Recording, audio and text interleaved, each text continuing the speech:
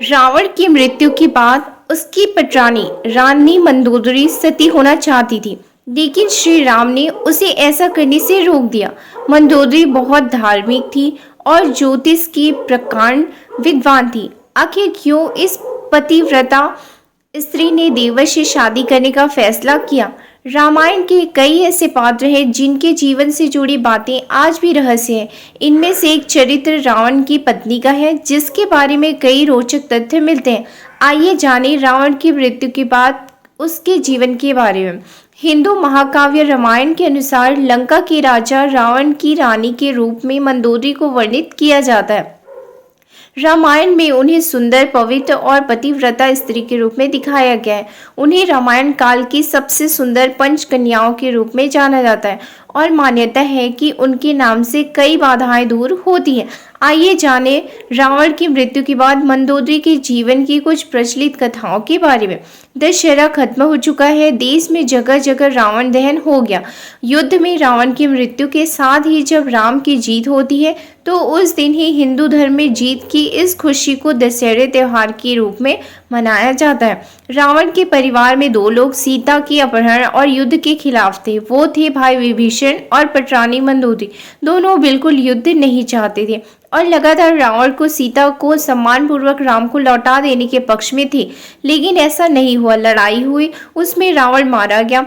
उसके बाद राम ने लंका का राजपाट रावण के छोटे भाई विभीषण को सौंप दिया। लेकिन क्या आपको मालूम है कि रावण की पटरानी मंदोदरी का क्या हुआ? आखिर क्यों उसने विभीषण से शादी का फैसला किया? कौन थी मंदोदरी? पुराणों की एक कथा के मुताबिक मथुरा नाम की एक अप्सरा कैलाश पर्वत पर भगवान शिव की तलाश में पहुंची। तलाशते हुए जब वो भगवान शिव के पास पहुंची तो उसने वहां पार्वती जी को ना देखकर शिव को रिझाने के प्रयास शुरू कर दिए। जब कुछ समय बाद वहां पार्वती जी पहुंची तो उन्होंने मथुरा के शरीर पर शिव की भस्म देखी और फिर वो क्रोधित हो गए। पार्वती जी ने मथुरा को श्राप दिया कि वो 12 साल तक मेढक बनी रहेगी और कुएं में उसका वास होगा। मथुरा को अपनी गलती की कीमत चुकानी पड़ी और असहाय कष्ट का जीवन शुरू हो गया। राजा मायासुर ने शापित अप्सरा मथुरा को बेटी के रूप में स्वीकार किया। उसे वो महल ले गए। उसे मंदोदरी नाम दिया गया। मंदोदरी अत्यंत रूपवान और धार्मिक महिला थी। इस तरह मथुरा मंदोदरी बनी। जिस समय ये सारी घटनाएं घट रही थी उसी समय कैलाश पर असुर राजा मायासुर अपनी पत्नी के साथ तपस्या कर रहे थे। दोनों एक बेटी की कामना के लिए तपस्या कर रहे थे। 12 वर्षों तक दोनों तप करते रहे। इधर मथुरा के श्राप का जब अंत हुआ तो वे कुएं में ही रोने लगी। सौभाग्य से असुर राजा और उनकी पत्नी दोनों कुएं की नजदीकी तपस्या में लीन थे। जब उन्होंने रोने की आवाज सुनी तो कुएं के पास गए। वहां उन्हें मथुरा दिखी, जिसने पूरी कहानी सुनाई। असुर राज ने तपस्या छोड़कर मथुरा को ही अपनी बेटी मान लिया। मथुरा का नाम बदलकर मंदोदरी कर दिया गया। महल का जीवन और रावण से मुलाकात। असुर राज के महल में मंदोदरी को राजकुमारी का जीवन मिला। वो अपनी नई जिंदगी में बेहद खुश थी, लेकिन इसी बीच उनकी जिंदगी में रावण की एंट्री हुई। मंदोदरी के पिता मायासुर से मिलने रावण पहुंचा। वहीं उसने मंदोदरी को देखा और मोहित हो गया। उसने मायासुर से मंदोदरी का हाथ मांगा। मायासुर ने ये प्रस्ताव ठुकरा दिया तो क्रोधित रावण ने मंदोदरी का अपहरण कर लिया। दोनों राज्यों में युद्ध की स्थिति बन गई, लेकिन मंदोदरी जानती थी कि रावण उसके पिता से ज्यादा शक्तिशाली शासक है, इसलिए मंदोदरी ने रावण के साथ रहना स्वीकार किया। सीता अपहरण का विरोध। मंदोदरी का चरित्र रामायण में बेहद नैतिकता दिखाता है। जब रावण ने सीता का अपहरण किया था तब मंदोदरी ने इसका विरोध किया। मंदोदरी बार बार रावण को ये समझाने का प्रयास करती रही कि दूसरे पत्नी का अपहरण अपराध है, लेकिन रावण नहीं माना। आखिरकार राम के साथ युद्ध में रावण की बुरी पराजय हुई। वह मारा गया और मंदोदरी विधवा हो गई। मंदोदरी के साथ भी रावण ने बलपूर्वक अपहरण करके विवाह किया था, लेकिन विवाह के बाद मंदोदरी सच्चे मन से उसके प्रति समर्पित हो गई थी। हालांकि उसने रावण को बार बार समझाने की कोशिश की कि सीता का अपहरण करके उसने बहुत गलत काम किया है, उसे इस भूल को सुधार लेना चाहिए। विभीषण के साथ विवाह। रावण की मौत के बाद भगवान राम ने मंदोदरी को विभीषण से शादी का प्रस्ताव दिया था।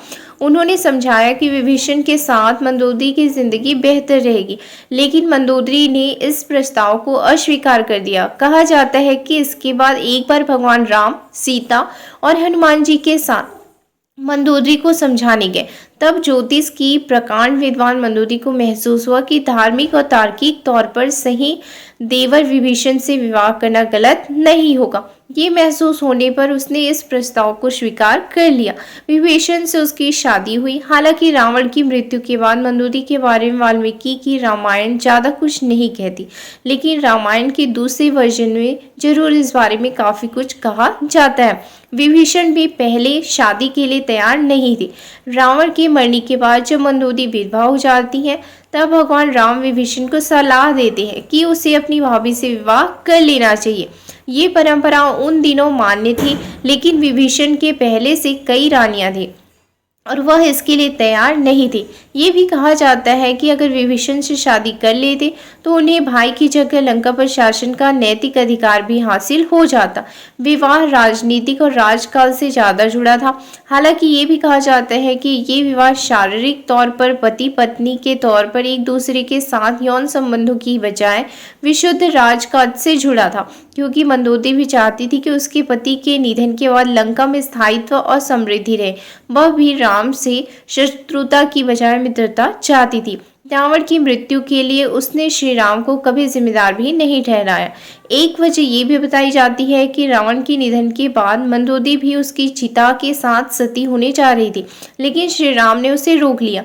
इसके बाद मंदोदरी के पास देवर से विवाह के अलावा कोई विकल्प नहीं बचा था। रावण ने मंदोदरी को वचन दिया था कि हमेशा केवल मंदोदरी ही उसकी पत्नी और लंका की रानी होगी। विवाह के बाद मंदोदरी को उपहार के रूप में मायासुर ने रावण को सोने की लंका दी थी। यह एक कहानी यह भी है कि रावण की मृत्यु एक विशेष बाण से हुई थी और इस बाण की सूचना मंदोदरी ने ही हनुमान जी को दी थी। रावण की मृत्यु के बाद वास्तव में मंदोदरी का क्या हुआ, इस बात के लिए कोई प्रमाणिक तथ्य नहीं मिलते हैं, लेकिन कुछ कथाओं में उनके आगे के जीवन के बारे में जिक्र मिलता है। हे गाइस, ये कहानी आपको कैसी लगी कमेंट्स में ज़रूर बताइएगा, और अगर वीडियो पसंद आया तो लाइक करना मत भूलिएगा, और ऐसे ही और बहुत सारी कहानियाँ सुनने के लिए इस चैनल को सब्सक्राइब करना मत भूलिएगा। Thank you.